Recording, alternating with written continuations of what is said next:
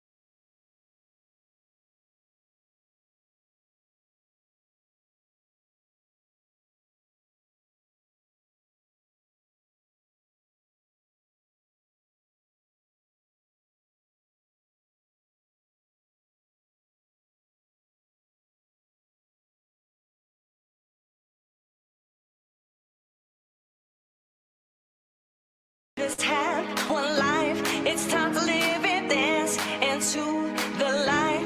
Your life is beautiful, life is beautiful, life is beautiful, life is beautiful, life is beautiful, life is beautiful, life is beautiful, life is beautiful, life is beautiful, life is beautiful, life is beautiful, life is beautiful, life is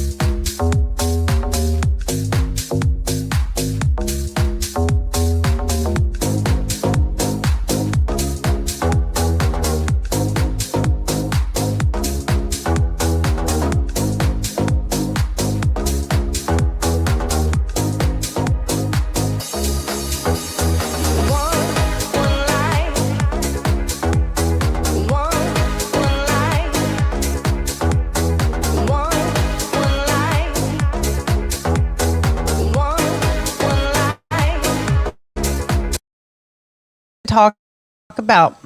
There's so many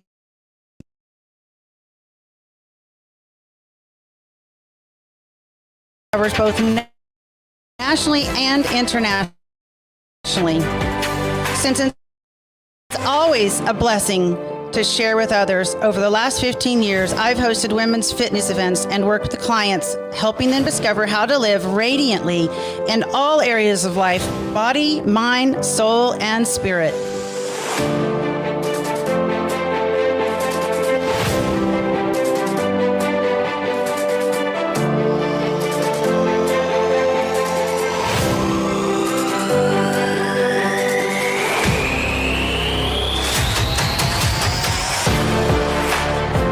The Monica Branch Show is one of the ways I am honoring the legendary athletes, powerhouse individuals, and nutrition gurus that have laid a strong foundation in the past, help keep the current industry flowing, and offer inspiration to the next generations.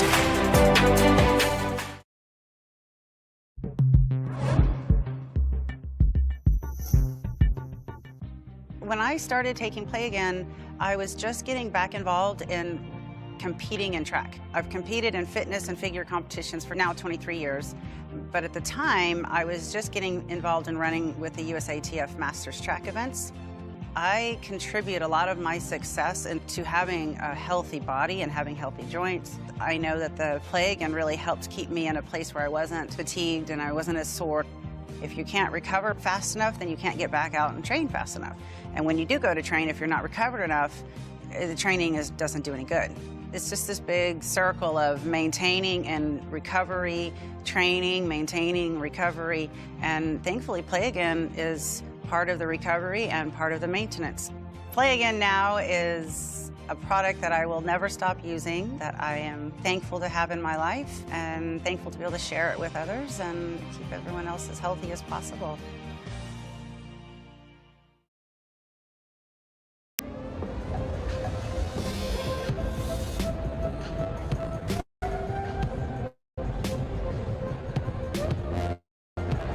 Hey guys, we're super excited to be here at the LA Fit Expo. It's our third year in a row. And what we're going to be doing today is we're going to be launching the Tasty Pastry. It's a low-carb Pop-Tart. It's got 3 to 4 grams of net carbs. And we love this show. This is our best place to be in LA.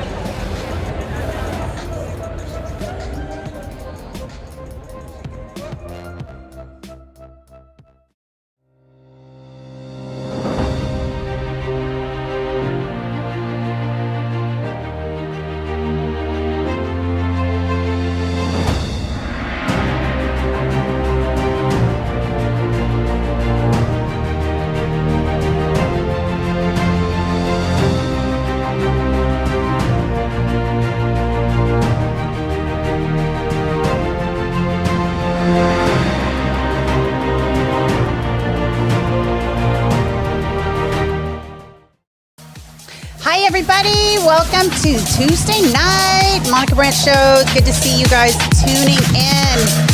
Seeing some nice comments, some friends and fans, and I just really appreciate you guys being on. I'm excited about tonight, a very, very special night tonight. And I want to just quick thank you to our sponsors. And I wanted to introduce the man of the hour. This is 4-time Mr. Arnold Classic champion. He is a Ben Weider Achievement Award, a Lifetime Achievement Award recipient. He is a father, a husband, a grandfather. He's an author. He is one of the most beloved, admired, and most symmetrical bodybuilders of all time. And I'm very excited about our conversation tonight and just getting to bring him to all of you. So without further ado, Mr. Flex Wheeler. It's a sport that will reveal to you who you are. I truly believe that some of the things I was able to go through in bodybuilding is because of the discipline I had, as a martial artist. My instructor, as he explained it, I was 100 times better as a martial artist than I ever could be as a bodybuilder. And he's the one who talked me into going into bodybuilding.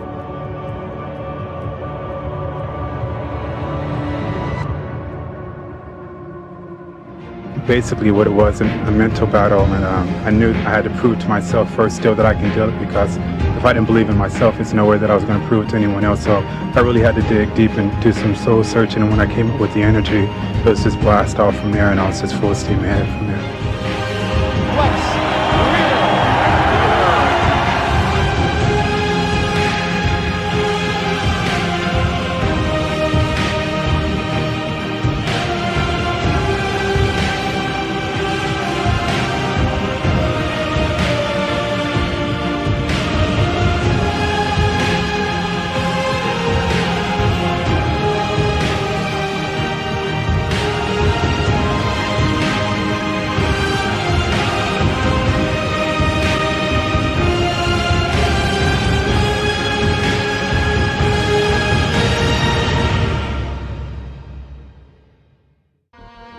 You only have a time in the spotlight for a certain period of time. You have to capitalize on that. Don't think that you can live there forever until that time comes where I'm no longer at the top. I want to always be known for my physique and my trueness to the sport, and my mentality set and so on. Wow.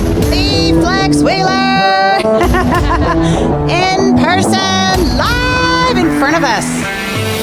So exciting. Hi, Flex. How are you? I'm really, really good. It's fun to see you, and it's fun to reminisce. Oh, What? yeah, I know. It's great to see you after all these years. Thank you, right? It's been a while. Goodness. So there's so much to talk about. There's so many things I want to ask and hear, and I know the fans probably have a lot they're going to be asking too. So we'll be sure and take some questions along the way and read some comments to you. And I don't know if you can see all the comments, but I know you I are. can see I just can't read. I'm kind of getting old now. I don't have my spectacles on anymore. Well, I have contacts in, and I've got very large print on the monitor, and I have family here helping me to make sure I don't miss things. But before we get into it, I do want to share one of my sponsor giveaways. We have a question for everyone, so they can start thinking about it. And whoever answers this question first wins our Egg White International product. It's going to be a half-gallon liquid egg whites and one of their fun clothing items. So this one's kind of fun. The yolk's on you. And here's one. Flex, you probably don't want to have this one, but this one's Chicks Train Harder. Anyways. No problem.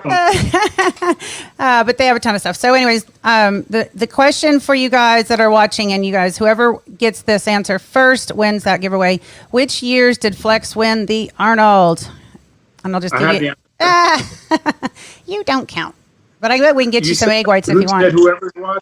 That's not fair. Whoever is a fan of Flex that gets the answer right. There you go. Okay. So, Flex, I want to know how you're doing right now. I mean, there's so much going on in the world, and you've had such a tremendous year, not even a year yet. Like, how are you, my friend? I'm doing great. I'm doing great. You're talking about just the whole amputation thing and everything, right? I mean, it's just, yeah, you've gone through a massive life change, and then we've got the lockdown, and then you're learning all these new things and having to try to figure out how to walk again and live in your home. And then we're stuck with all of the crazy stuff that's going on in the world. So just how are you taking it in, and how are you managing to stay in a good place? You know what? My life has always been a challenge. It's always been a challenge since I was a childhood. Has always been some type of bout that I had to deal with, whether it's being homeless or suicidal or mistreated or molested, whatever. Kidney transplant. A rare kidney disease that there's no cure to, multiple back surgeries and everything. So, I just have to view this as another challenge in my life, and it's one that I can't lose. So, as far as the amputation, it is what it is. It is extremely difficult. It took me a while to be able to accept it, and now I accept it. It's the shell that I live in. So, I have to come up with a winning plan to be able to do that. And I actually, I take it upon myself to try to be an ambassador for other amputees because normally they don't have the platform that I do, the voice that I do. So I really took it upon myself to try to be just an advocate for not just amputees, but other people who are just, I don't like to really use the word disability, but just have, other challenges. So through that gives me strength. I've gotten just millions of response from people all over the world. It's really been great. And, as far as this whole pandemic thing, I don't know if you really want to get into that because I think it's more to it than, what they're saying. And as far as this craziness was going on, I don't know how deep you want to go into that, but the truth is I haven't talked about it a lot publicly. But I actually used to be a police officer, and I've had guns drawn on me multiple times by police officers. And, the truth is I have always been in fear of being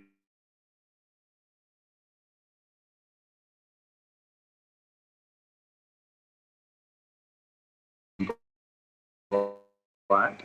living in the United States. I've always literally been in fear, just based on situations that's happened to me, whether I was pulled over for no reason or whatnot. But it's overall sad, right? It's overall sad, and we know our history of our country has been going on since the beginning of time. But what's really sad is that it had to come to where another person lost their life for the entire world to unite. So it's sad that someone had to die for it to change that happens. But 9 times out of 10, something incredibly dramatic and just world shifting has to happen for people to wake up and take notice. So, it's not a black or white thing. It's just, people need to be treated as equal and accepted as equal. And, Right. Other than the negative stuff that I see, more want to focus on the positive stuff. And that's just, seeing all these races unite, because at the end of the day, I've always jokingly said, listen, I'm a part of a race that was meant to rule over all others. And, God, invented my race to rule over all others. And, the joke would be, the human race. I'm a part of the human race. I don't see color. That's right. That's right. Yeah. I just see good and bad. So, we're all a part of the human race. And I think the sooner, we can express that and get over all of our other crap, then, we can just start loving and teaching, treating each other as equal. Well, I appreciate what you have to say, and I really haven't gone out and said a whole lot myself, just because it's such a big thing. Of course, I'm a faith-filled girl, and as I've gotten older, it's been way more important to me. I mean, it's always been important, but as you get older, you hopefully get wiser, Yeah. and you draw closer to, your source of hope. Yeah. And my hope's always been in my faith. And I know that for me, that's a big part. This last Sunday we were at church. We got to go back to church. We love our church. Already back already? That's great. Yeah. I mean, we're wearing a mask. They want us to wear a mask, and they're just trying to, separation and all that. But we're in there, and I'm like teary-eyed with my girlfriends in there because we can't hug each other. But it's a blessing. But our pastor had an amazing message.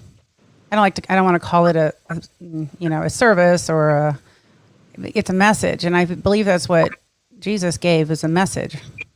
Yeah.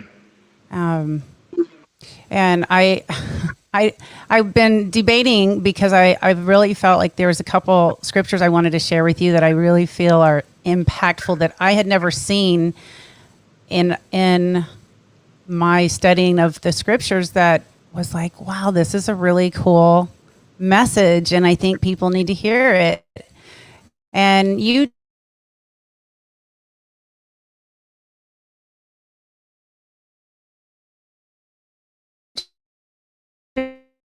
just made a comment. You said one person had to die to really make a difference, right? No, one more person. One more, sorry. But the one that, we've all, been very sad to see, this situation with George. He was the one that stood out such a massive amount, right? But it just makes me think of, what did Jesus do for us? I agree. Right? I mean, agree. One person having to die for everyone. And so I want to actually share these scriptures really quick, and then I want to get back to you. But I think because this enlightened me with some really interesting new take on something on racism, which I was just really deeply moved by, and I'd never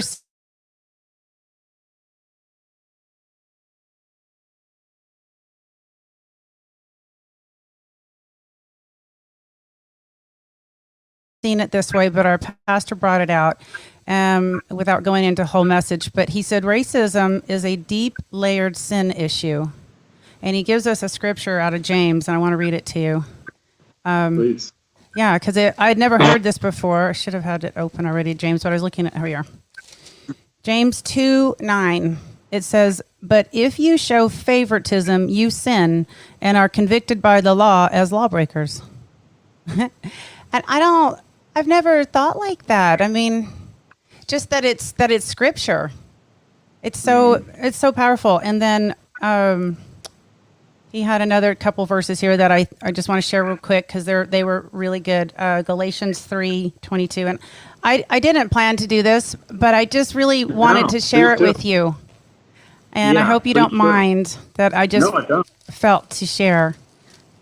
Galatians 3:28, 3:28, right? My eyesight's correct. It says, "This is beautiful. There is neither Jew nor Gentile." I might start crying. "Neither slave nor free, nor is there male and female, for you all are one in Christ Jesus." It's scripture. Like, nobody's going back to what we're made of. And who's the one that really, took our place so that we could all be free and so that we could all live together.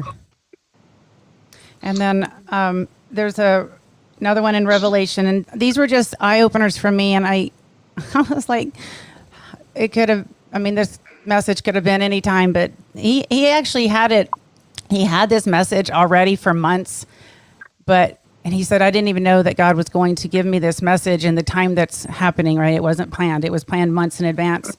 But this is in Revelation, and, Revelation is a big revelation of what's to come, right? So it says, and this is 7:9. It says, "After this, I looked, and there before me was a great multitude that no one could count, from every nation, tribe, people, and language, standing before the throne and before the Lamb.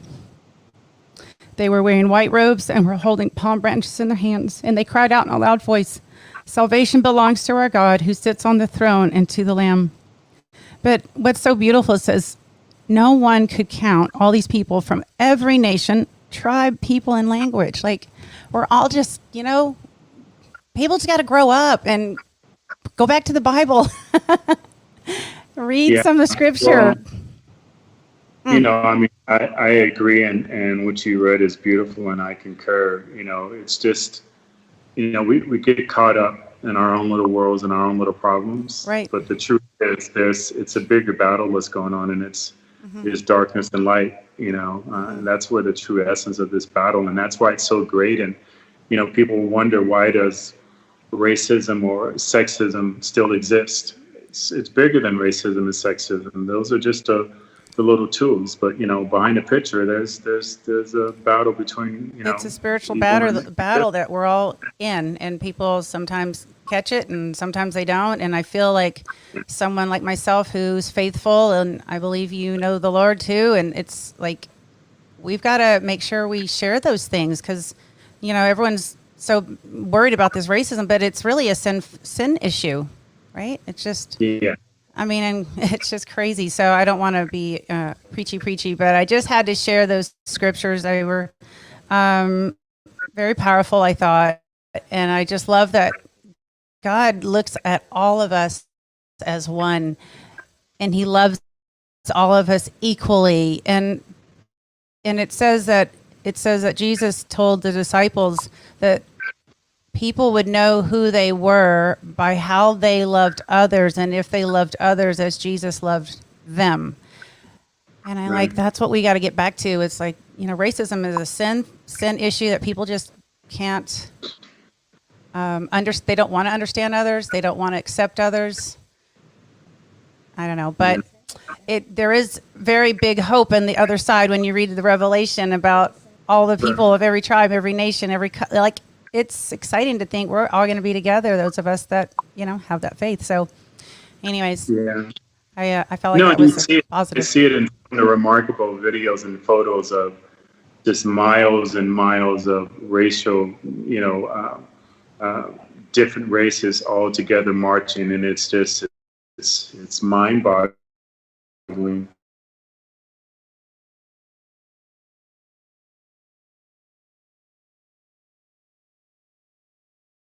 To see that all over the world. All over the world. But my grandmother raised me, and she was born in 1909. 1909.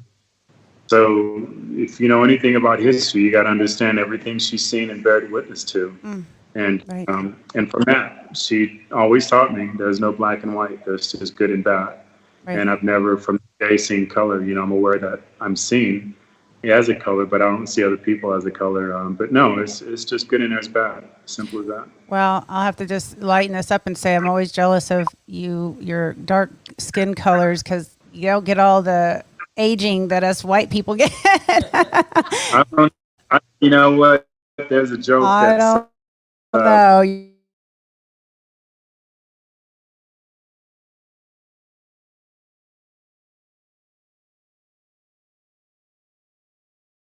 You always look like you got Botox and everything, plump cheeks, and I'm like, what the? Where's my plumpness without, Y'all have the it's anti-aging just, secret. it's the pizza I ate yesterday that made my face look.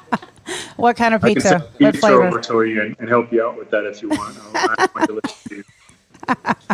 The pizza. What's your favorite pizza? Pepperoni, black olives. Oh, you got the Simple. black olives. My husband's a pepperoni all day long. I do like the black olives, but awesome. I just started putting olives in like about 15 years ago because I thought maybe it kind of add a little healthy flavor to Oh. it. You know? Okay.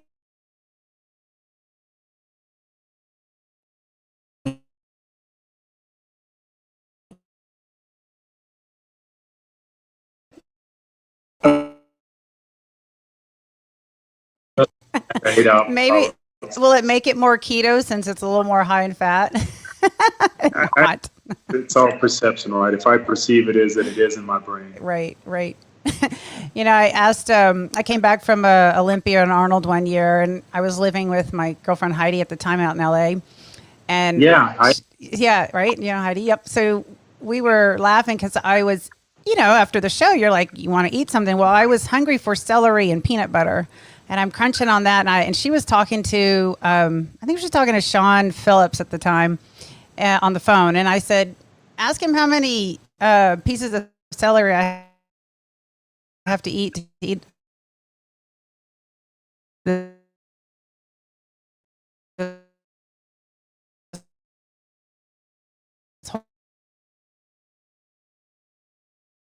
to balance out the whole jar of peanut butter I'm eating.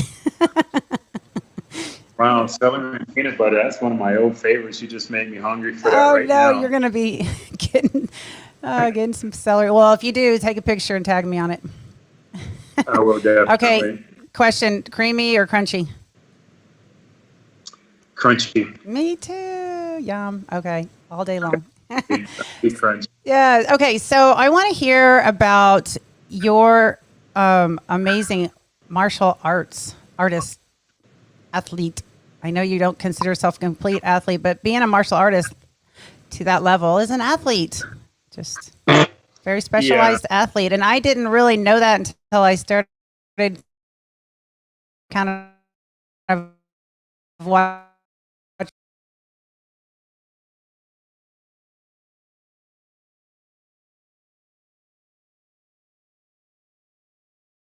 some of your stuff, and I was like, what? And I guess I knew you could do those front splits, and that was pretty amazing. So tell me a little bit about how you got started in that. Tell our fans, because I don't know if everyone realizes that you were very, very skilled at that sport.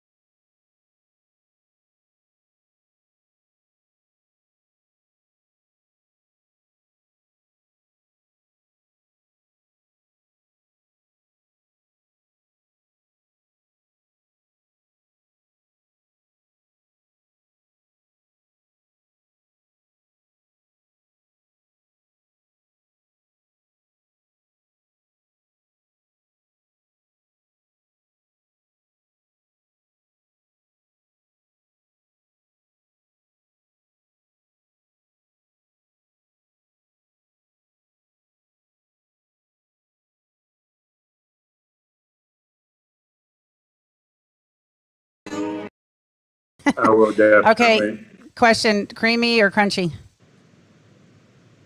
Crunchy. Me too. Yum. Okay, all day long. Big crunch. Yeah. Okay. So I want to hear about your amazing martial arts artist, athlete. I know you don't consider yourself a complete athlete, but being a martial artist to that level is an athlete. Just very specialized athlete. And I didn't really know that until I started kind of watching some of your stuff, and I was like, what? And I guess I knew you could do those front splits, and that was pretty amazing. So, tell me a little bit about how you got started in that. Tell our fans, because I don't know if everyone, realizes that you were very, very skilled at that sport. Yeah, I started martial arts when I was about 8 years old. I at a recreational center. They used to sell movies on a weekend, and in my neighborhood. So I went and I seen Enter the Dragon, and I just fell in love with Bruce Lee as a character, and it just lit me up, and that's when I started martial arts, and I just like you and some of the things you did, equestrian and some of the stuff that you done, obviously competing as a global champion and all that. It just kind of feels right, you know what I mean? And it just felt right, and I loved it. I mean, I watched every martial arts movie. I was one of those guys that would be, kicking trees and stuff like it, and high school and all that. And I just really enjoyed it. It's my first love as a sport. I love it more than I do bodybuilding, especially as much as I've achieved in bodybuilding. Martial arts is still my number one sport. And I just, I never really been into recreational drugs or anything like that. But I from what I hear people say, for me in a ring fighting gives me such a high and such a shot of adrenaline. It must be similar to what drug addicts get when they take drugs, because when I hit or be hit, it's just like, man, it's just nothing but a big smile comes over my face. I'm like, yeah, man, let's get it on. You never got in hit. A great what are you talking about? In a beautiful way. But my as I said, before, my martial arts teacher, who's like a mentor to me still and a big brother, he is the one who actually got me into bodybuilding, because I was doing bodybuilding and fighting at the same time. And I'd actually won the Mr. California, the MPC Mr. California in '89. And that Sunday, I went and won the California State Champion in fighting. That's crazy. And like, man, I'm like, well, which one do I do? And he goes, you do which one that chose you. I'm like, what do you mean? He always philosophical. He'd never tell me the answer. Grasshopper. And he goes, yeah. He's like, you do which one that's chosen you. And I'm like, which one's chosen me? And he goes, bodybuilding's chosen you. I'm like, how could you say that? I'm an undefeated fighter. I hadn't been scored on in like over 60 fights. I hadn't lost over like 100 fights. I'm like, how could you say that? And he goes, well, at that time, and we're going back into the 80s,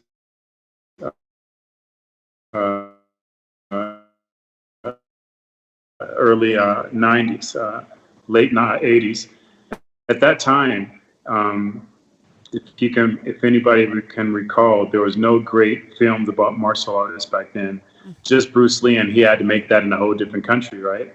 So, United States, if you're a great martial artist, you would go out and do a bunch of flamboyant kicks and stuff, and the star of the movie would throw one punch, and knock you out. So it was really a disgrace to us true martial artists, because A, he would have never been able to throw that punch without getting mopped up, and B, it's like a disrespect to our talent. And there was really no money involved, and there was involved in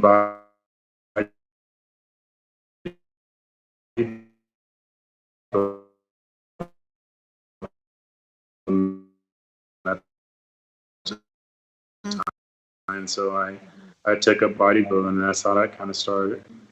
Wow, that's a lot of fights to have gone through. Did you have broken? I mean, you won everything, so did you suffer any injuries from all of that?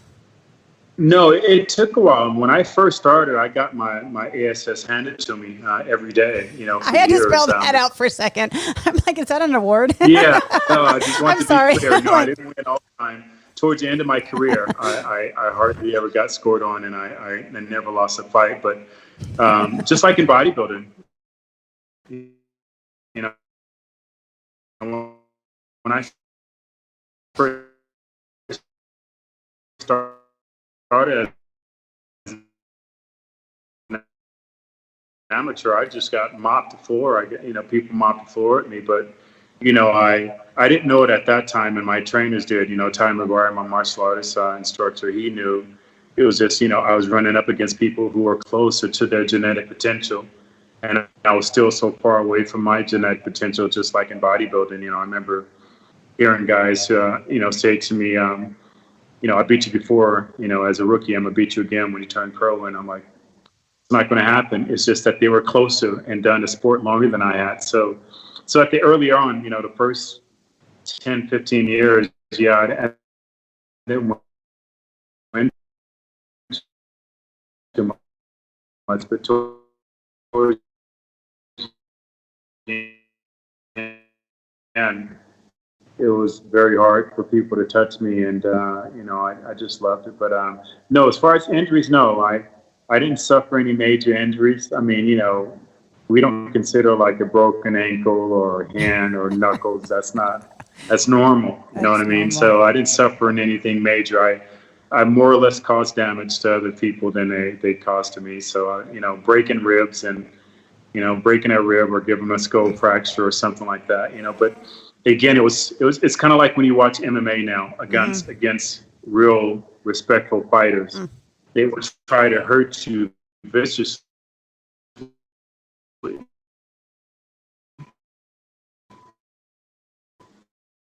But it's just sport. And when that sport is over, we'll give you a hug, we'll shake your hand, we'll pick you up because it's battle. And in true battle, my goal was to put you under so much pain and pressure that you would surrender. And if you're fighting another real warrior, yeah, that's going to be a lot of bloodshed, but it's nothing personal. It's nothing personal. The same as, my philosophy, Monica, on stage, I never got offended by my competitor who wanted to beat me because this gentleman is on stage. He's trying to do the same thing I am. He's trying to get a better contract. He's trying to feed his family. He's trying to, feed himself. So why would you get offended about this person? If you lose against them, then make yourself better. But I never believed in harnessing, ill will to another person who's being competitive against me. I never perceived that as being a real champion, to be pissed off about someone because they want to do better than you do. Right. That's powerful to say, and I bet a lot of people have never really thought like that. You hear so many people grumbling and complaining. Yeah, like, hey, we're all working hard. We all work. You know what I mean? And the truth is, right? If you're really upset about it, go and talk to the judge. Yep. Don't talk to your female or your male competitor that you competed against. Right. Go holler at the judge because they're the ones who control. I didn't make the decision. Right. They did. So if you're really all about that, go holler at who it counts. Don't step to the other person. They don't have anything to do with it. I won a show in 2010. It's the first show I'd won since the 1998 Olympia. And it was a different organization. Anyways, I win the show and I go up to my hotel room and going to go change and come back down. They're having a party in the hotel lobby or whatever for all the athletes. And I get in the elevator with the girl who'd been winning and her husband at the time. And she came in second. And I was trying to just visit like nicely on the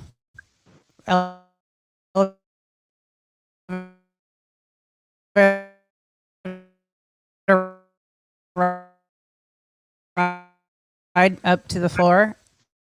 And she literally spun on me and went off on me about how the show was rigged, and I knew it, and how could I, what in the world am I thinking? And I was so floored. I've never had. I was like, just like you're saying, like we're all on the same stage, and we all tried hard. Like, what are you saying? All the hard work I did wasn't necessary. I mean, what? Anyways, it was such a blow, and that particular show, I was by myself because it was in Canada, and my family couldn't come. It was too much, right? My trainer was up there and some friends, but I was like kind of floored for a minute. I had to call my trainer and my friends. I'm like, can you come up here for a minute?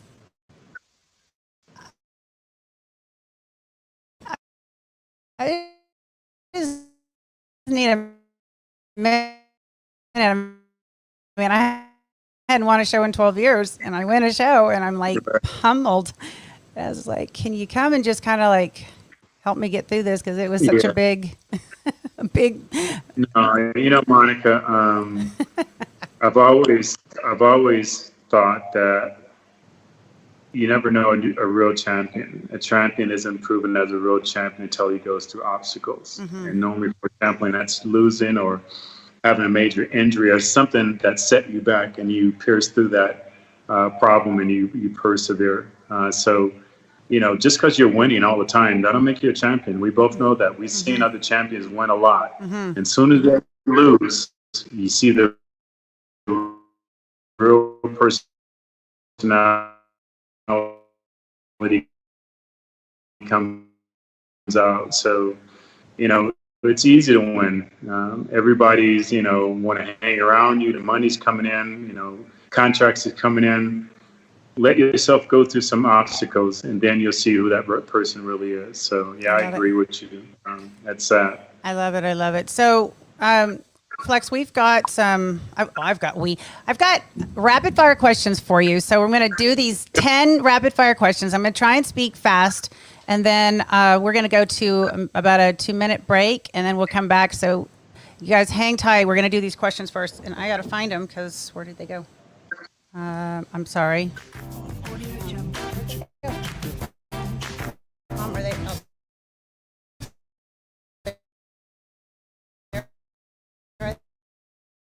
Oh. Shoot. No. I had them. Will you look out? Yeah, I'll just look out on that. Oh, here they are.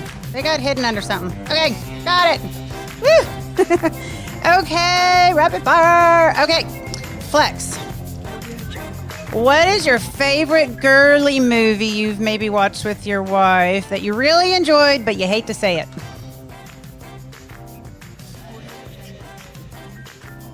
Actually, it wasn't really a girly movie. We just watched The Help last night again. Okay. It's not really a girly movie, but it is about women. It's not about fighting.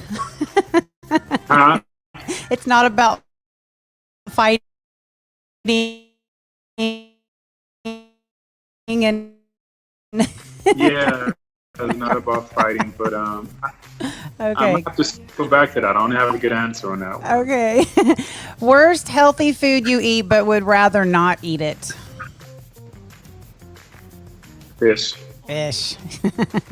Okay, here's just kind of a fun one. If you were female, what event would you want to compete in? The skiing.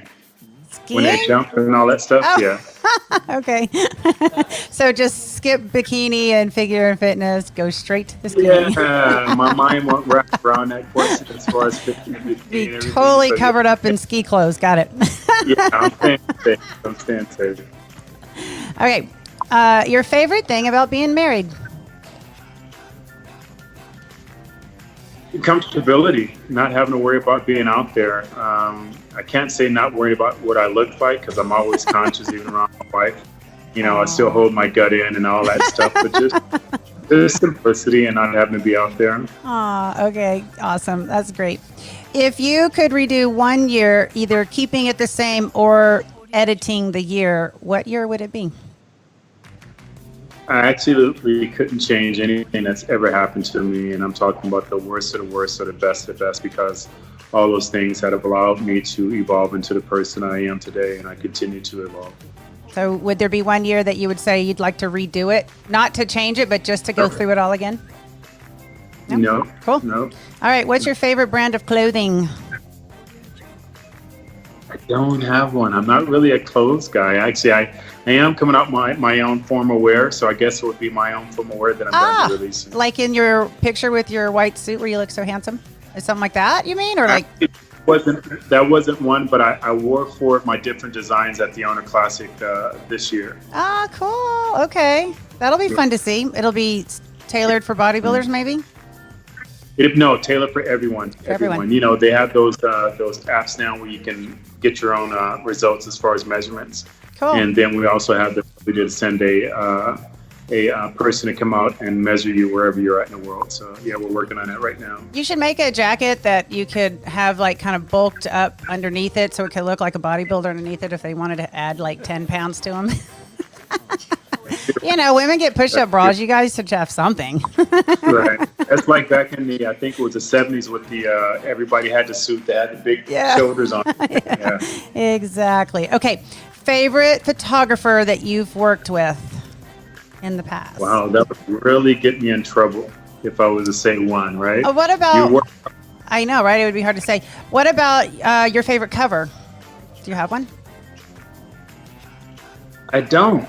I'm really bland when it comes to that. You know, I don't.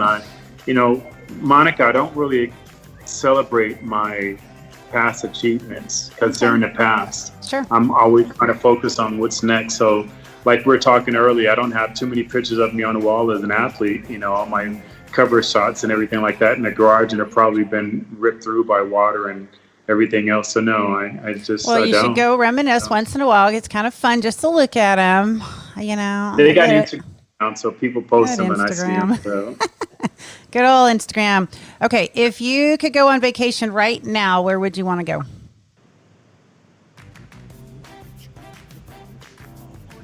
Sounds so boring. Texas? But be home because I've traveled for the last 3 decades around the world. And for me, comfortable in a vacation is actually being at home and not having to look at the computer, not having to post or anything. Right. And I live in Vegas. Most people come here anyway to vacation. So staycation then.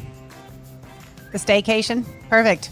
Okay. Staycation, yes. And what about this one? I know people might like to hear this. We've got someone that says, come to Brazil.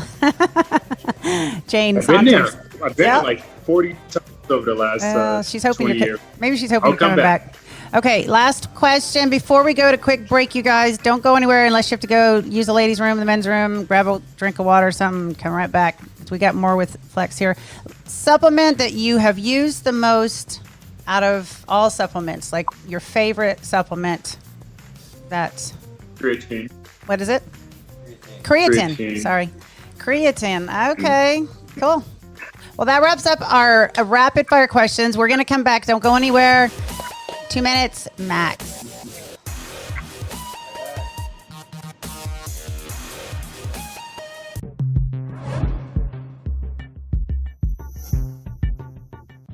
When I started taking Play Again, I was just getting back involved in competing in track. I've competed in fitness and figure competitions for now 23 years. But at the time, I was just getting involved in running with the USATF Masters track events. I contribute a lot of my success into having a healthy body and having healthy joints. I know that the Play Again really helped keep me in a place where I wasn't fatigued and I wasn't as sore. If you can't recover fast enough, then you can't get back out and train fast enough. And when you do go to train, if you're not recovered enough, the training doesn't do any good. It's just this big circle of maintaining and recovery, training, maintaining, recovery, and thankfully Play Again is part of the recovery and part of the maintenance. Play Again now is a product that I will never stop using, that I am thankful to have in my life and thankful to be able to share it with others and keep everyone else as healthy as possible.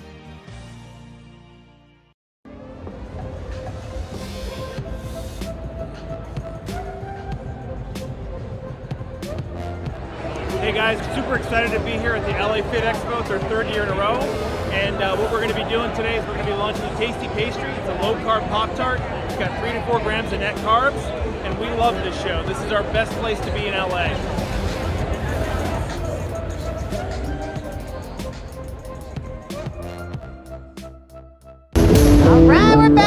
Lex Wheeler live on Tuesday night. All right. What year did we meet? What? At Gold's Gym. I remember the first time you came to Gold's Gym. What year was that? I showed up at Gold's in 1995. I was 24. Yes. 95. I I remember. remember the first time seeing you. I think you were back in a aerobics room stretching and everything, and I was impressed Probably. because you were flexible. Because obviously, I was flexible and everything like that. So, wow, time Yep. flies when you're having fun. I know. Well, I think was. I had hair. You What? still have your hair. I used to still have my back hair. then. Yeah. Us girls got to keep our hair More as much. hair, less hair here. Yeah. Yeah, you grew yours out here. Yeah, grow- Okay, I need to first of all give our winner out here who won the Egg White International giveaway for announcing which years you won the Arnold. And we have Cece Hall. Woohoo! I remember Cece. Nice to see you, Cece. She got it right. 93, 97, 98, 2000. So, Cece, I'm going to, if you don't mind, I can come on later. I just need to get your information so I can get this product to you. So afterwards, I'll get in touch with you, Cece. So congratulations, Cece. It's good to see you. Congratulations. It's been a long time since I've actually seen Cece. It's been a while. But we've got one more question for a giveaway of legendary foods, you guys. So here is the question. And if you guys haven't checked this product line out, these things are really amazing. And I'm just going to really, really quick show you. There's some nut butters. This one's blueberry cinnamon bun flavored almond butter. No sugar added. Apple pie flavored almond. That's almond and cashew butter. Anyways, this stuff is really, really good. And here's a little fun. Sounds good. Did you eat Pop-Tarts when you were a kid ever? Oh my gosh! I just came from the store and I almost bought a huge box, but Don't I buy have this thing on my face. It's called excess fat, so I didn't buy them. Well, here, you can eat these Pop-Tarts. These are, they're really good. I'll connect you to Michael. And remember Gina Eliotti? She was I a do. figure Good name. Olympia winner. I can't remember how many times she won, but this is, she and her and Mike, this is their company. So it's Wow. yeah. And I'm telling you, Big Pop-Tarts, it already makes me start salivating. I know they're really good. And they also have flavored almonds and of course the nut butter. So anyways, they're really, really special. Okay, wait, bring out the pizza Right. one. What? I just got to share one with you here. No, where is it? This one. Look it. Can you read that? Can't read it, but I can see it. Pizza flavored Okay. almonds. Uh, Pizza flavored. What? I mean, they do taste like pepperoni pizza. So there you go. oh, really? Okay, Wow. I'll quit talking about food. So the question for you guys Cece, if you're still on and you want to try to win this one, you can win again. So, whoever gets this one first. What muscle group does Flex's back widow target? Ooh, speaking. No, I know. No, speaking of, let's talk about this back widow. This is. I was watching the videos and people training, and it looks really awesome and how convenient. And I don't know if I'm giving away the answer right now, but tell me a little bit about how you got involved with that company. Maybe we'll go there before we give away the answer. Sure.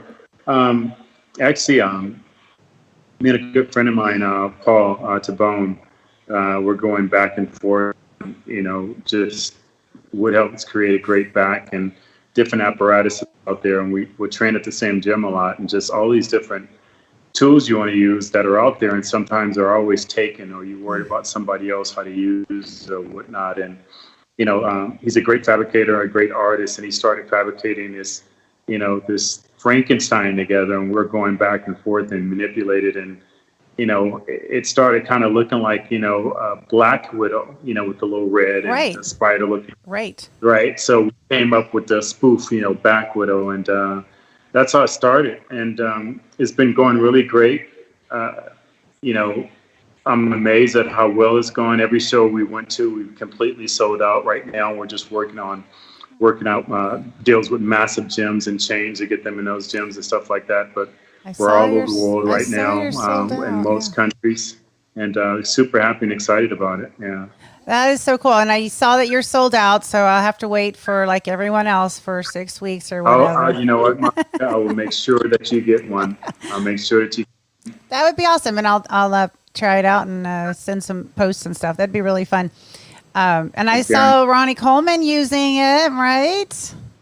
I know he kind Big of ol' blew me up, Ron. man. It's like, he went and bought it. And I'm like, come on, man. You just made me look bad. You could have called and I would have sent you one. But yeah, he went out and actually bought one. And I was like, he just made me look bad. But he liked it. I think I've had a lot of, I just think he was trying to support you and wanted to really be try it out and not ask for favors, right? Like, yeah, but me and Ronnie are beyond close. But no, it was beautiful that he really wanted it enough to go out and purchase it and everything. And that definitely, I mean, we come from a world where people always are asking for things, right.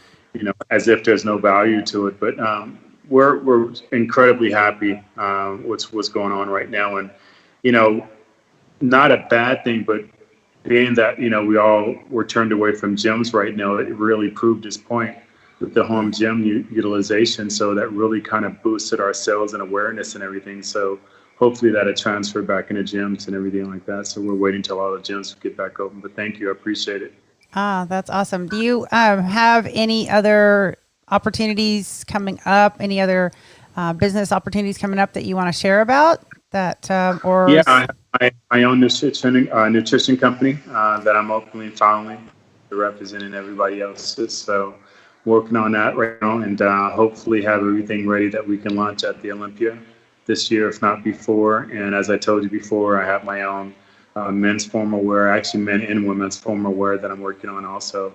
And if anybody's seen any of the pictures of me at the Honor Classic, the 4 different suits that I wore were my own design that I'm going to be launching along with everything else. So super excited about that.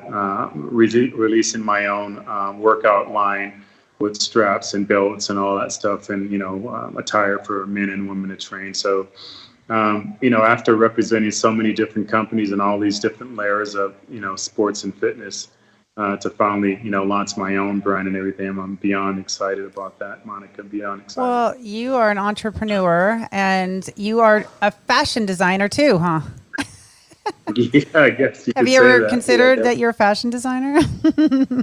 I don't look at it that way, but even when you said, an author, was like, oh yeah, I guess so, huh? Yeah. But like I said before, I don't sit around and think about what I've done or accomplished. I'm trying to do things. So, I've never been wired that way. I try, I'm an overachiever. I'm never satisfied. I'm never happy about anything I'm done. I just go at it. So, I remember like when I went in Honor Classic, I would always tell myself, even back then, as sad as it sounds, I would tell myself, you have, about 4 hours to enjoy yourself and then forget about it. Who cares? You won that already. Nobody's going to be scared of you in your next show. Mm-hmm. So I would go back and I would eat my pizza and give myself about 4 hours. And when I wake up in the middle of the night, it's like back to work. Nobody's going to be afraid of you next weekend because you won this show. They're going to try to beat your butt. Mm-hmm. And then that would void out your last victory. So I don't really, I'm not really wired where I sit back and think about my achievements.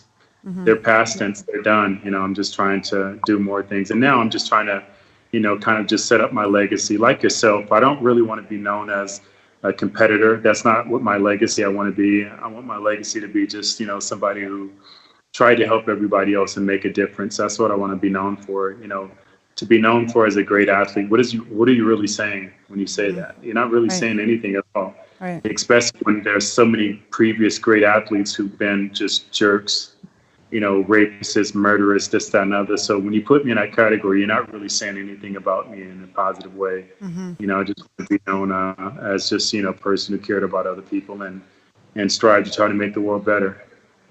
Well, I was listening to one of your interviews and I just, really enjoyed and have enjoyed listening to your other interviews, by the way. And one of them you were talking about valuetainment, I think. Yeah, valuetainment. Yeah, Patrick. Yeah, he's fun to listen to, and I always enjoy his interviews.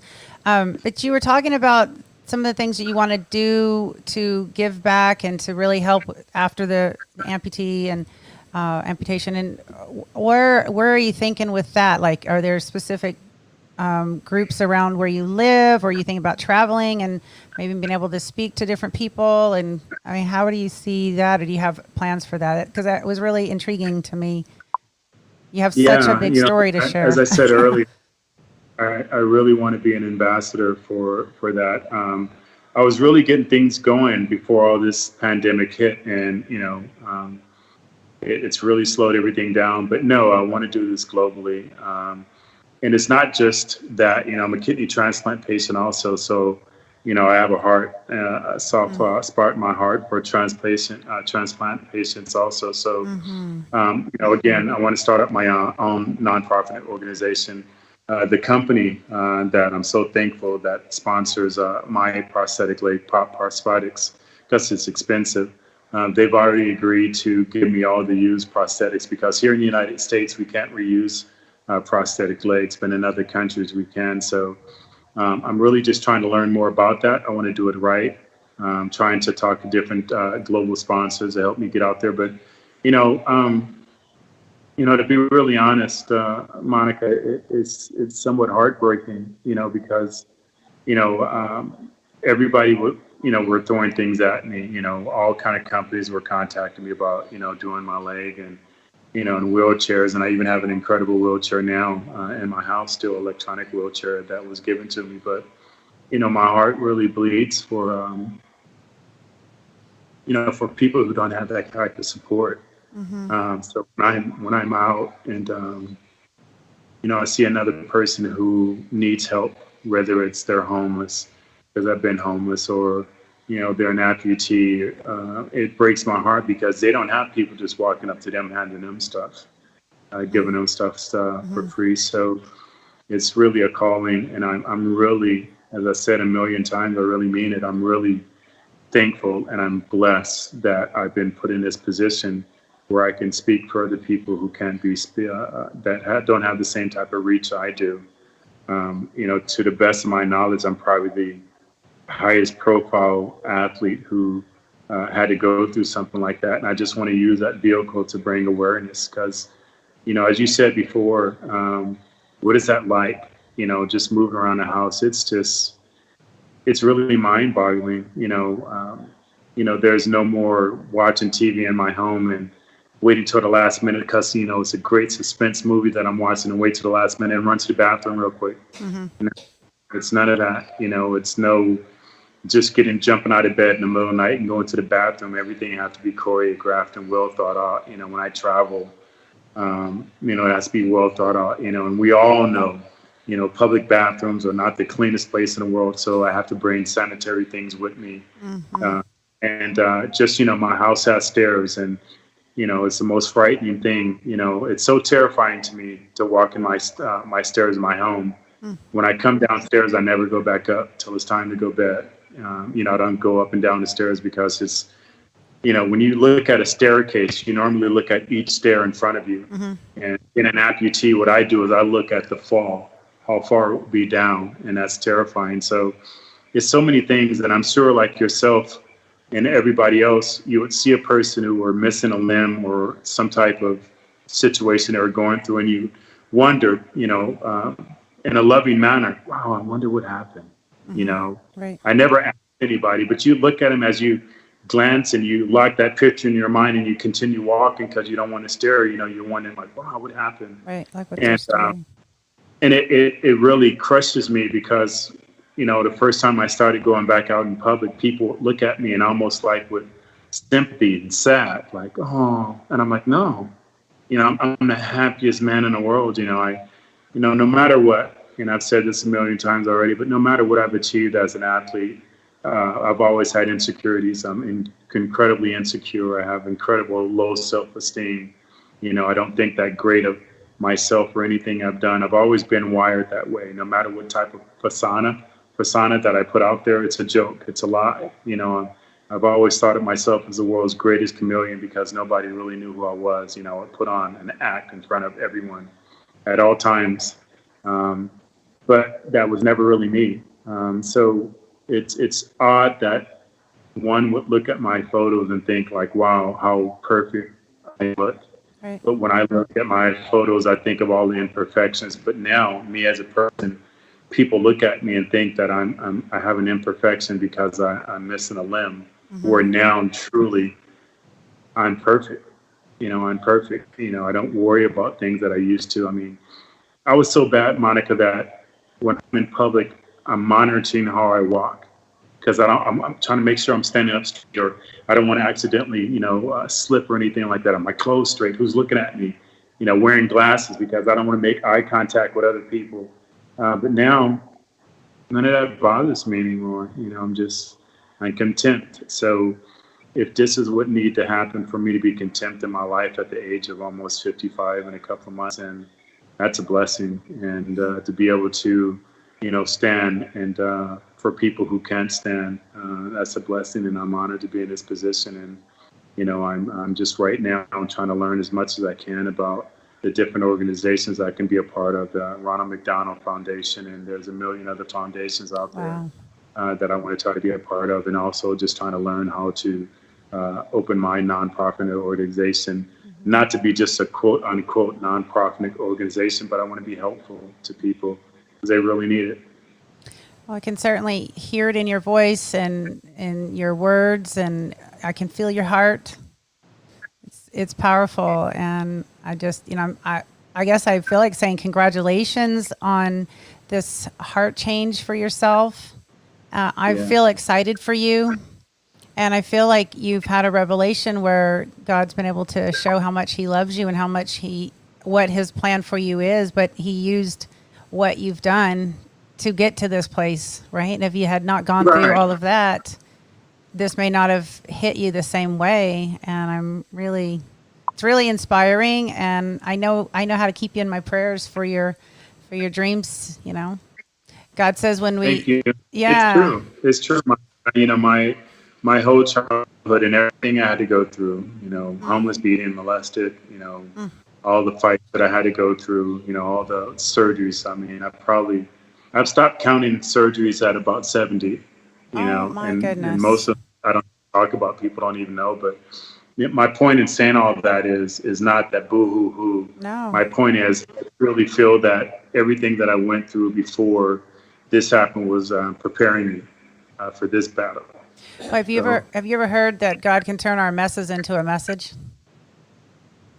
Yeah, definitely, and I'm honored to be, in that predicament. And I have a big mouth, and I shoot my mouth off a lot because, that doesn't mean it's going to be easy. It's incredibly hard. It's incredibly hard. But I made a decision when I decided for them to take my leg that I was going to be an advocate for people like me, and that's scary. That's hard because I got to go through tough battles, and I have to really go through the harm and the dirt of this. And I remember the first time I came home, I thought I was okay in the hospital. I told myself, if I wake up after they take my leg and I look down there and I see my leg missing and I'm okay with it, I'm going to be fine. If I look down and I freak out, then I'm going to have a major problem here. And when I woke up and I looked down there, I'm like, okay, I'm good. And I was fine during the whole time in the hospital. I had my ups and downs, but I was more so fine. But the first night I came home, it really dropped me. And the bad thoughts hit me. I walked in my home and there's pictures of me and my children and my family members all over my home. And, one of my first thoughts was, wow, isn't that beautiful just to have two legs? Aw, yeah. And looking at my furniture and every trophy in here, it's like, wow, I bought that, I had two legs. Or, looking at my car or looking at any of my trophies or any of that, wow, I had two legs then, and so, I was a roller coaster, emotional roller coaster, sobbing, and, I'm in pain 24 hours a day. It never goes away. And that was more difficult before than it is now. It's just a part of life now. But, I remember telling my wife, because she was devastated because I just had broken. Right. And I told her, I said, Sheena, this is something I have to go through. I have to go through this by myself. I have to feel, every essence of the bowels of the pain and everything if I'm going to sit there in front of another person who've been through what I've been through. I'm going to have to go through this in order to be able to help them. So I'm going to have to embrace this ride, and I can't fake any of it, because if I'm sitting in front of somebody and they're thinking about taking their life, like I thought about taking mine, and I fake it with them, I'm going to lose them. So, it doesn't make it easy. Batman, he gets his butt kicked and he goes back to the Batman cave and he gears up and he comes back out and he fight another great battle. So it doesn't mean that, it's going to be easy, but I'm honored to be in this position to be able to, to help people who really need help, man. They need help. You seem to fall beautifully into James 1, where James is a disciple that talks how we're supposed to go through trials and we're supposed to count them all joy because they build our character and they, God can refine us through them. And it just feels like you're like the living proof of that right now.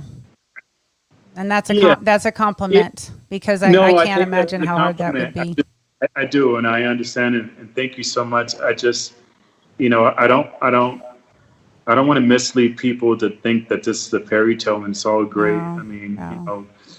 Being in pain 24 hours a day, it's mind bending, and I'm talking, level 7, 10 all day. What is the pain from at this point? I'm in pain right now. It never goes away. I don't exaggerate. 24 hours a day, I'm in pain. I made a decision because I had to argue with my doctor so much about the drugs that they gave me in the hospital, because they had to give me very extremely high doses of narcotics to take me out of pain. And, I had to literally fight with them because some of the doses were life-threatening, and they didn't want to do it. But I knew my body, because I've been in the hospital for long, extensive times. But I made a decision as soon as I came home, I wasn't going to take any more narcotics. So my pain probably could be a little bit less. But I choose not to take any narcotics while I'm at home. I don't trust them. I hallucinate tremendously on them. Minutes will be actually days to me when I'm hallucinating and on narcotics, and I just can't afford to have that. I need to have my brain when I'm at home. So, I'm just against that. And so I just don't want to mislead people to think, oh wow, he has it easy, it's going great from no. It is what it is, and I have to find a silver lining, and I do embrace the bad part of this, because other people are going to go through these bad things too. And again, if I'm going to be able to sit there and counsel or talk to someone about what they're going through, I need to experience it truly for myself and not run from that battle, but run to it. Wow, that's pretty powerful, Flex. Very powerful, and it doesn't sound easy at all. In fact, I'm looking at the sun on you, and I'm wondering, are you hot from feeling the sun? And I want to ask you if you need to. Yeah, it is getting heat. Here in Vegas, and the sun is on the other side of my house, so it's starting to come through. But Well, you have so much coming up, and I'm really excited for you for those things, because it's fun to have new opportunities to work on, and you've got. Your brain is just active, I can tell, and you've really thought through a lot of things that you can market well, that you can speak through and to, between all the training gear. Because let's face it, you've trained your whole life, so much about that. I know we really haven't talked a lot about your training, and but man, you've done years of that. But what, just out of curiosity, what do you have anything at home right now that you're able to utilize for upper body, or are you even able to exercise? Or no? Well, actually, I saw your one Instagram post where you're doing leg extensions. Was that today? That was yesterday. It was yesterday. Yeah. So are you going to a gym, or you have that at home? No, I was at a gym. Okay. I known gyms are starting to open back up, and even before they closed, I was back in the gym trying to get back in shape. Trying to, as we call, loading my leg to get it strong enough to be able to handle me to walk on it, and just getting used to the pain barrier of putting, weight on my leg and stuff like that. So I have a few things at home that I can train with. I do go to the gym, and I actually went to the gym today. And, the truth about going to the gym, it truly is the only fountain of youth that really works, is working out. It's we sell products and we talk about products, and they're they're like accessories. You know, they're not the main ingredients. Hard work, eating clean, going into the gym and doing some type of calisthenics or physical activity or something like that is the real true fountain of youth. And then everything else is like icing on the cake. You know, it's like for a female, you know, you got to put on the baseline coat of everything and then you accentuate everything else. So the baseline is us going in the gym and getting that work done. And then, you know, we accentuate and help everything else by, you know, the other products that we take, you know, the minerals and vitamins and stuff like that. So, no, I do work out, and, you know, I became a skinny fat bastard over the last 3 months because during a quarantine, I just had a habit of embarrassingly just eating potato chips and sour cream dip in my bed. My mom's giggling on that one. What's your favorite potato chip? Probably my favorite would be just plain Lay's potato chips, but I mean, because I'm gonna have my sour cream dip with it. Other than that, it would be barbecue just by themselves. But the barbecue? Yeah. Oh, I love barbecue chips. The barbecue Lay's? Yeah. That's my husband's favorite all day long. Yeah. So. Okay, I want to read a couple of these, some of the messages here. So we've got Flex, greetings from Mexico. And Ruben, that was Higar. Ruben says this is such a beautiful this is such a beautiful interview, but he's having some internet connection. Sorry, Ruben. Let's see, Frankie Rivera, Flex, you've always been an inspiration, even more so now after this interview and hearing your honesty. Salute to you, brother, and keep inspiring people. Oh, that's beautiful. We've got another one. Wheeler, perfect body symmetry mass wit class. I guess he meant with class. Wit. Well, maybe he meant your wit. You've got fun wits. And can you scroll back up a little bit, Kona? Flex, best of fitness industry forever. So inspiring. Amazing interview. Flex, I loved you as a bodybuilder. Now I think you're more amazing. Thank you. Best of luck. Back Widow Lats. Oh, Ruben's trying to win this one. Back Widow Lats. If right, I'll share with another viewer. He's hoping he won. We'll circle back to that. Your Flex, been a fan for many years. Remember meeting you in Houston years ago. Kevin Rohr. Kevin's a friend of mine there in Houston. Good guy. What's up, Kev? Hey, right. And Jane Santos. I haven't seen you in forever, Jane. IFBB Pro. So Monica, thank you so much to have him over. You both are such huge inspirations beside being a legend of the sport. Thank you, Jane. It's very, very sweet. It's fun to just see everybody's messages. And so I just want to make sure we have not a real winner for Legendary Foods as far as what muscle group does Flex's Back Widow target. So if we don't get a winner on this one, I'm going to take it over to a story on Instagram later, and we'll put it out there. Good, because then I can win. I'll enter and then you can win. That's right. Because you'll be the first one, right? If no one else gets it, we're just sending it to you. Kevin wrote back, "What's up, Flex?" So I guess I have a question about you being a grandfather. What is that like? Because I will never be a grandmother. I have no children. I'm actually a grandfather and great-grandfather. And a great-grandfather. Oh, wow. Okay, tell me about that. That's fun.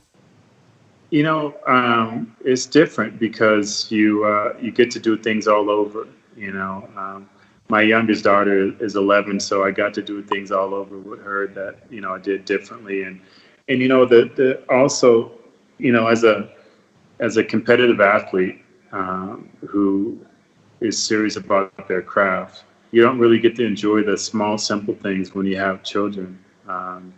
You know, you just don't, because you're so locked. Well, me, I was so locked into my craft. So now, you know, not being about that and having my youngest daughter and even my older children, you know, developing a different relationship with them is tremendous. And, you know, it's the same old thing about all grandparents. You get to be a nice person all the time. You don't have to do feed them sugar.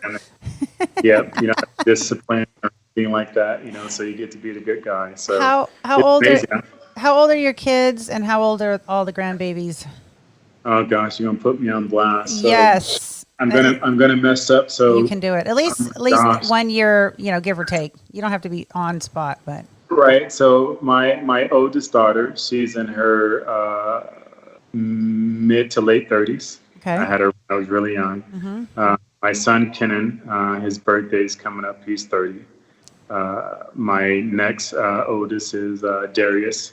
My son, everybody probably recognizes Darius more because he was my infant baby that I was carrying in '98 when I competed in the Olympia. Darius is 21 now. My daughter Nia, she's kind of well known because at the 2000 Arnold Ironman, I announced her that she was going to be born. So Nia is 20 now, and then my youngest is Pearl. She's 11.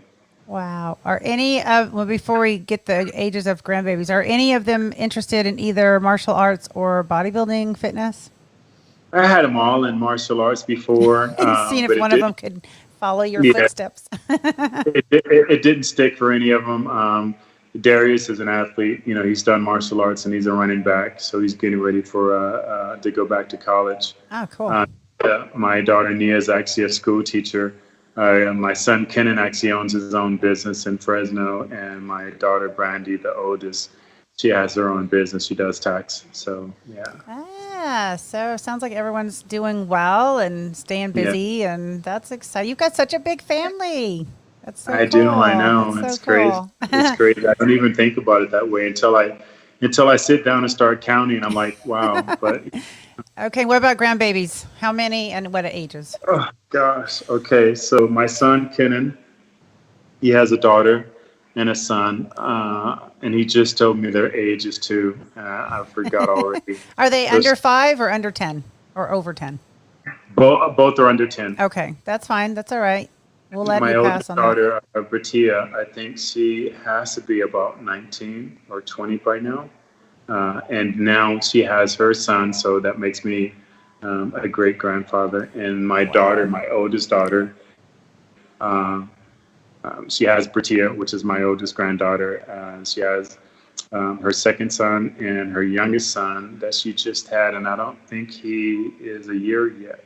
No, he's not a year because I remember just before I lost my leg, he was born. So that's it. Yeah. That's it. Do you guys have big Christmas time or Thanksgiving time or anything like that No, where y'all can get at together? one point they're here because I'm in Vegas now, and none of them live in Vegas. Actually, my daughter Brandy just moved to Vegas, so I was able to see her a little bit more. But either they'll come down here or I'll go down there. But it's never yet been a major family event because before they were in different states and stuff like that. So yeah, but we got to do that's a good idea. We're gonna have to do something like that soon. Yeah, family reunion, catch up, put name tags on everybody.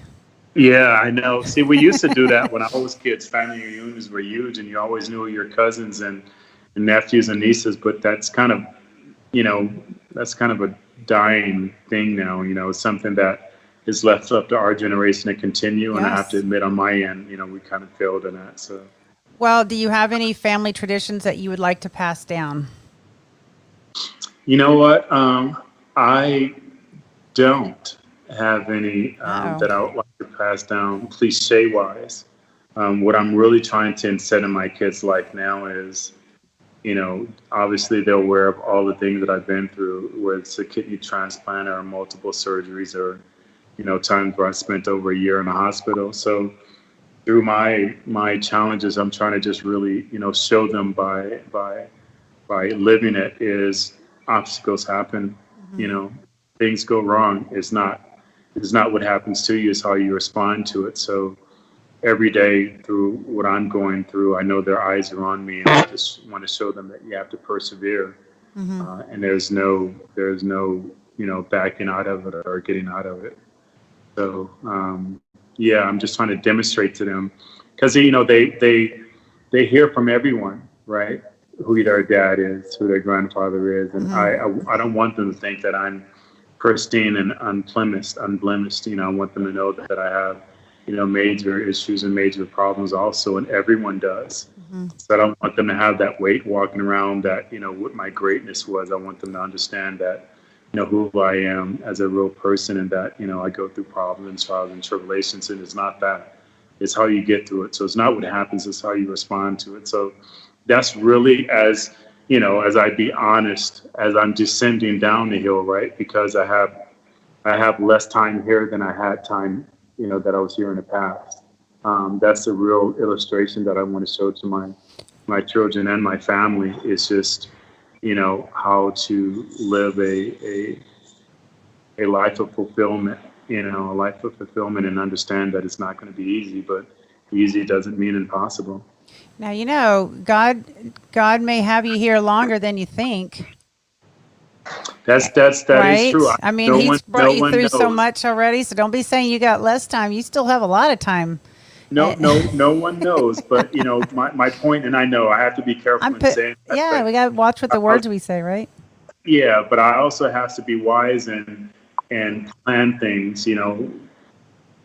Especially now, it's been more demonstrated in our era than any other time. People pass away at all different ages. We've had even babies and infants pass away due to these things that are going on now. Mm-hmm. But as you get older, you have to be wise that the clock is ticking, and you need to set values and set standards. Unlike Monica, back when we were in our 20s, we were like, our whole life's ahead of us. Yeah. And nothing's going to happen. Yep. So like you were saying earlier, as we get older, hopefully we have some wisdom and that comes along with that. So, there is a time where I don't think anybody back when they're 20s were thinking about their future as far as burial plans or or health, or anything like that, or retirement funds. We're invincible. Right, exactly. So that's kind of what I mean by that. But I don't put a clock on myself. He has a clock, and only he knows that time. But I just want to make sure I get. It was a great, and I'll leave it with this. There was a great line in a movie, Black Panther, when the star actor went and met his father after his father had passed away, and his dad had said to him, "It was my job to prepare you for that time when I'm no longer here." Mm-hmm. And that's what I really feel as a parent. We have to prepare our children for the day that we're no longer here, that they can survive. So that's why I am now in my mind, to try to give them all the tools necessary, because that day will come. Mm-hmm. And I pray that day comes where they bury me, not where I bury them. That's what's supposed to happen, right? The evolution of life. So that's kind of what I mean by that. Right. Well, it sounds like you need to get some traditions going in your family now, and get some family reunions together.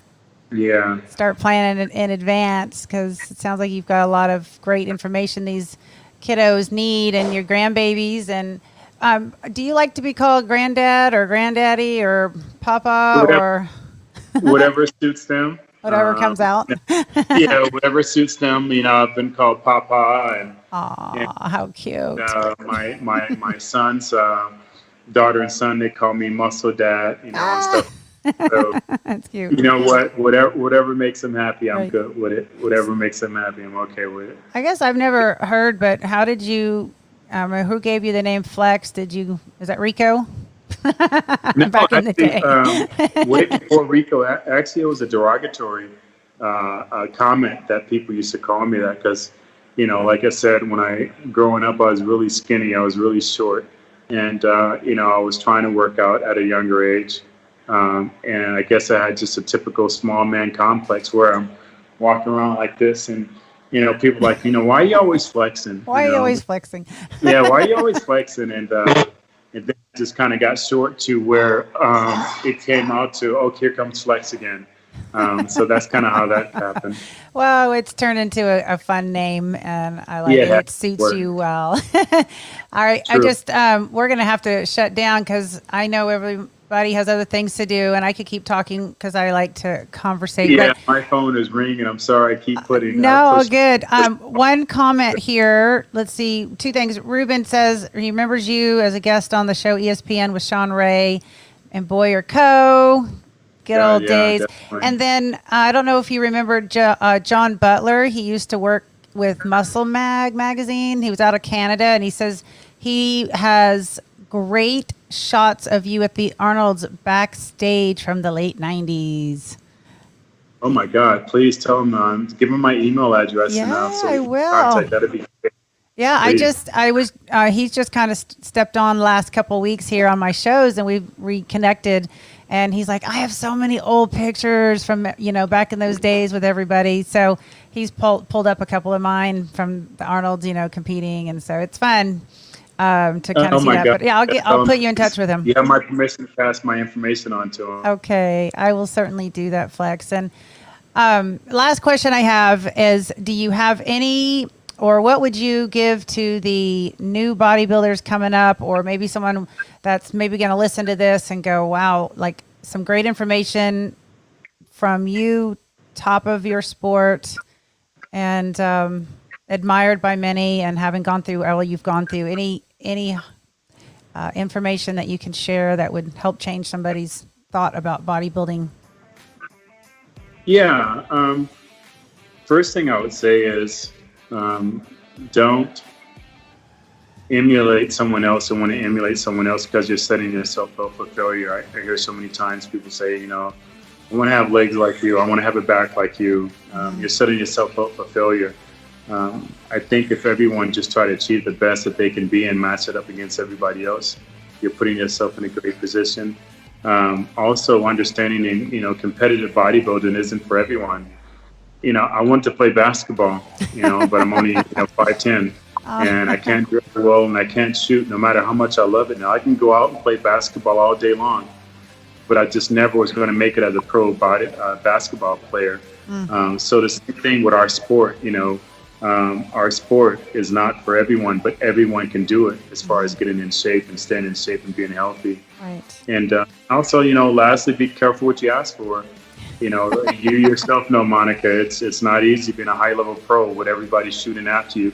It's great, being a local hero, a local pro, a state champion. But when you're competing against people all over the world, man, that's a different thing. But no matter what, at the end of the day, I would just tell everybody just to follow their dreams and don't let nobody stop them from following their dreams. Follow your dreams. Run it till the wheels fall off. I love it. Well, Flex, thank you so much. And I'm going to be praying that God gives you the desires of your heart. Thank you. Not all of them, because some of them are wicked in there. The good ones, of course. I know what you mean. Thank you so much, Monica. I appreciate it. God bless you and your family. God bless you too. And we didn't see anyone that won tonight, so I'm going to jump on a story, and if you end up winning, then we'll get you over legendary food. You're going to love it. We're down free food, so no problem at all.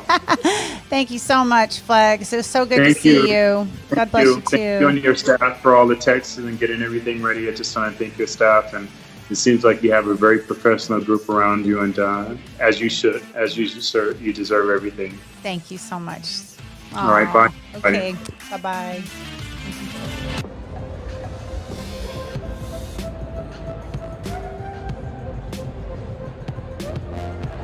Hey guys, we're super excited to be here at the LA Fit Expo. It's our third year in a row. And what we're going to be doing today is we're going to be launching a tasty pastry. It's a low-carb Pop-Tart. It's got 3 to 4 grams of net carbs. And we love this show. This is our best place to be in LA.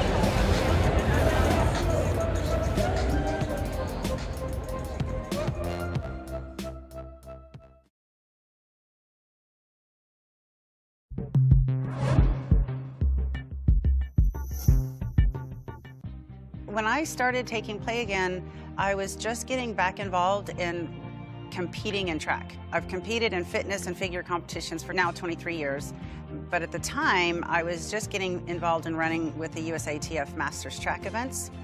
I contribute a lot of my success into having a healthy body and having healthy joints. I know that the Play Again really helped keep me in a place where I wasn't fatigued and I wasn't as sore.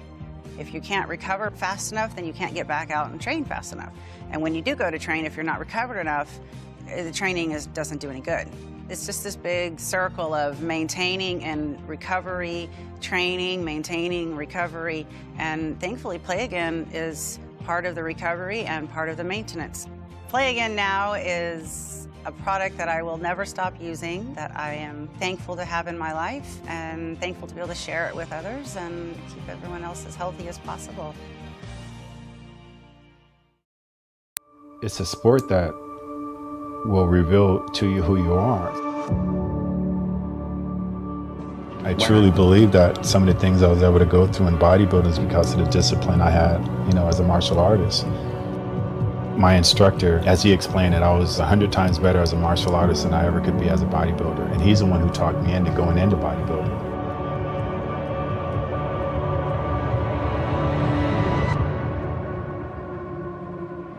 Basically what it was, a mental battle, and I knew I had to prove to myself first still that I can do it, because if I didn't believe in myself, it's no way that I was going to prove it to anyone else. So I really had to dig deep and do some soul searching, and when I came up with the energy, it was just blast off from there, and I was just full steam ahead from there.